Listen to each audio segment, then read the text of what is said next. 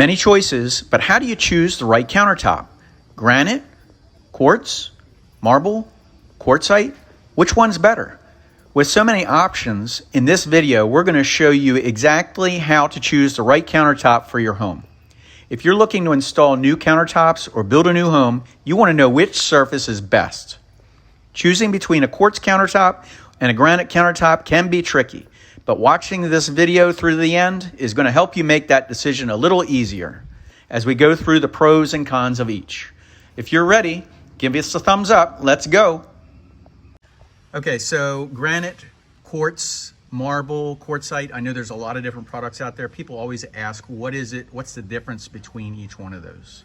So granite, marble, and quartzite are all natural stones. Those are all quarried from the ground. Okay. And the natural stones come from the quarries we deal with. Granite is a suitable surface for kitchen countertops. Okay. Quartzite is also a suitable surface for kitchen countertops. Marble, on the other hand, is a porous material and not really recommended for an active kitchen. Okay. All right. And so, like, we have sealed tops. You know, you hear people about cleaning and whether it's honed or polished and that sort of thing. Is what's the best, I guess? So for all stones, including quartz, have to be sealed. Okay. As I said, all the natural stones, marble, granite, and quartzite, all have to be sealed. And also quartz, which is an engineered stone, is 92% real quartz natural stone that gets recomposited and made into an engineered stone. Even that needs to be sealed to protect the surfaces. Okay, so that's another question, obviously. So you can get, these are not always Mother Nature products. So these are actually, some of these are man-made, the quartzite type products, I guess. Correct. And you can get those in different colors? Correct. We have 35 different quartz materials. So quartz is an engineered stone. We no longer import anything from China because of the Chinese tariff trade war that we've been going through. So the new factories that have popped up in Italy, India, in the Philippines are new factories that are making more high graphics and a higher composite of engineered stone, which gives it more of a marble authentic look. Okay.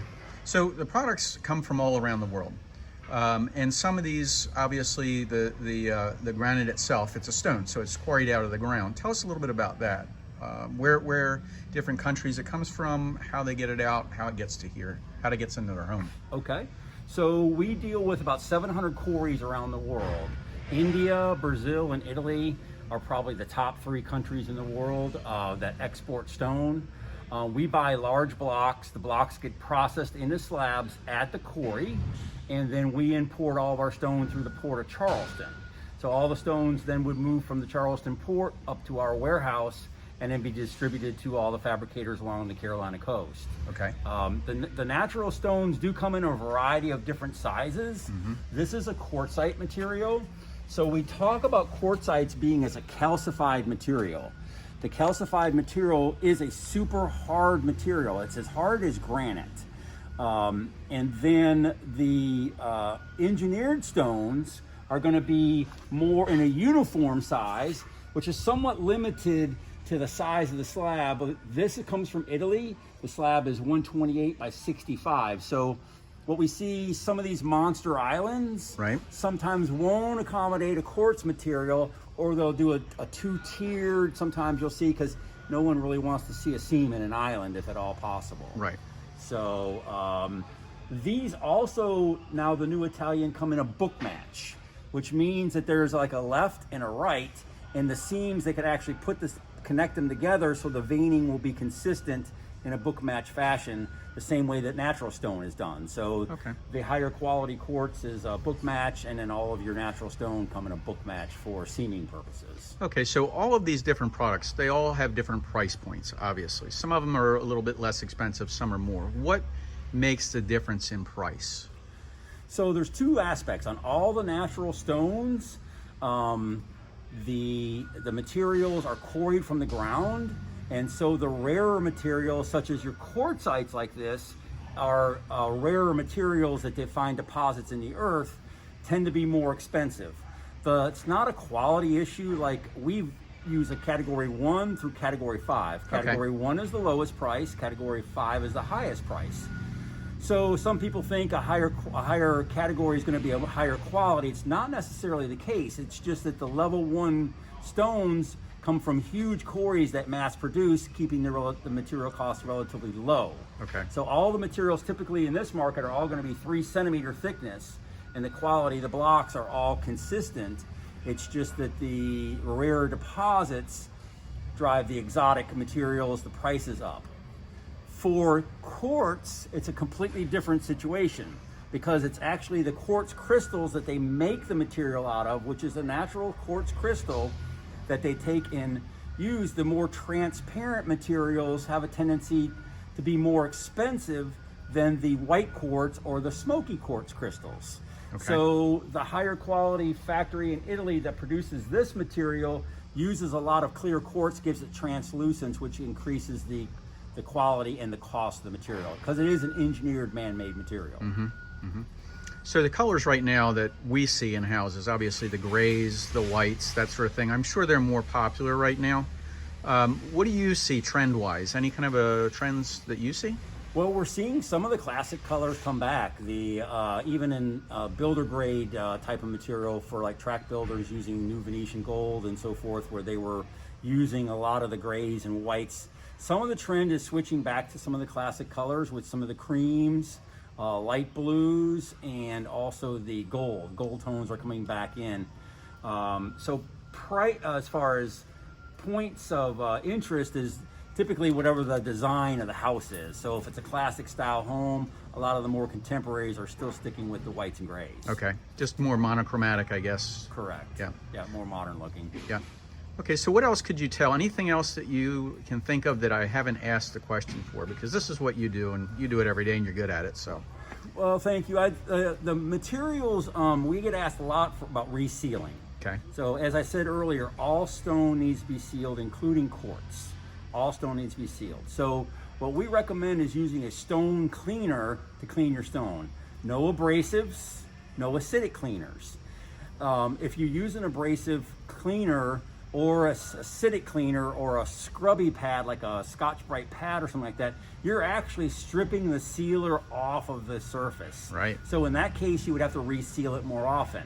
The high quality sealers last for years and years now, so long as they're treated properly. So again, no acidic cleaners, no abrasive cleaners. That includes Windex. We have a lot of people that use Windex by mistake. Windex has ammonia, it's acidic in there, and it can actually open the pores of the sealer up, defeating the purpose of the sealer, which would cause it to have to be resealed. Okay, so some people might have concerns like if they spilled a red wine or something like that. That could be cleaned up. It's not going to stain. It's not going to immediately stain. So long as you have a good sealer on there and the sealer's in place, you get it up right away. Even on the white materials like this, it's the porous materials. The marbles are the ones that are going to be more susceptible to stains because they are porous and they have the porosity to be able to absorb. So that's one thing we talk about with flooring as well. If it can't absorb, if the grout can't absorb, then the grout can't stain, because grout's a completely different issue. But porosity is the key here. The density of granite, marble, and quartz are definitely preferred surfaces. What do you see people asking more for right now? Quartz is a growing. Quartz. Yeah, quartz is a growing, continue to grow. Some of the quartz levels start a little higher. Some of the more monotone and a little bit more the opaque kind of quartz that's out there are the lower levels, and then you get into the higher levels. The next biggest growing item we have is the quartzites, because the quartzites essentially look a little bit more like marbles, and they have the ability to withstand durability that marble cannot. Okay. So obviously we see here, this is a chiseled edge. So this would be a granite. Correct. Okay? And of course this has a sealed edge, so we can see the difference. The exotic material, more exotic materials like this, or most of the quartzites, will have what they call a ribbon around that. Okay. Gets a little technical, but what happens is when they use a multi-diamond wire to cut the blocks, they put this fiberglass ribbon around there to keep the blocks strong, as well as they have to apply more pressure. I see. And this eliminates any types of fractures of happening during the process. So you'll see the exotics will have this. And then a lot of the standards, level 2s and 1, 2s, and 3s will have just sometimes you'll even see a core hole on the edges where they've been quarried out of the block. Right. And then if you'll look at any of the quartz slabs, you can see they're all uniform because they are engineered, and then they're milled to size, and they're all flush in perfect sizes. So this also helps to minimize some of the waste during the production and fabrication. Okay. Well, I really do appreciate this. I know everybody's been asking what's the difference between quartz, marble, granite, quartzite, and I know you've certainly given them an education on something to look for now and what to consider. So we appreciate that. Yeah, and we invite anybody to come down to the gallery at Mid-Atlantic Stone. They can look at the different types of materials we have, and we can explain in further detail if they have questions. Awesome. Truly appreciate you. Thank you. So I just want to say thank you for watching. My goal is to get 500 likes on this video. I'm trying to be as helpful as possible and to help you avoid the pitfalls that are costly. That's what these videos I do here on this channel are all about. So if you haven't done so already, go ahead and click subscribe, and we'll see you guys in the next episode. Wherever you are and whatever you're doing, hope you're having a fantastic day. Take care.